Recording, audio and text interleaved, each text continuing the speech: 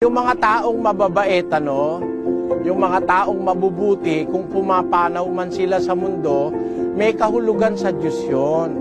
Basahin natin ang 57:1 ng Isaiah. Ang matuwid na namamatay at walang taong nagdadamdam, at mga taong mahabagin ay pumapanaw, walang gumugunita na ang matuwid ay naalis sa kasamaan na darating. Ang tao talagang matuwid, talagang matuwid sa Diyos, mabuting tao.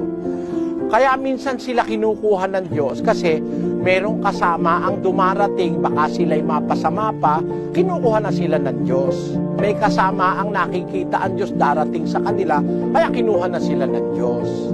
Siguro, yung mga sinasabi mong tao, kaya kinuha na sila ng Diyos, kung matuwid sila, nilalagyan ko yung benefit of the doubt. Kasi iba kasi yung matuwid sa Diyos, iba yung matuwid sa tao. Merong mga tao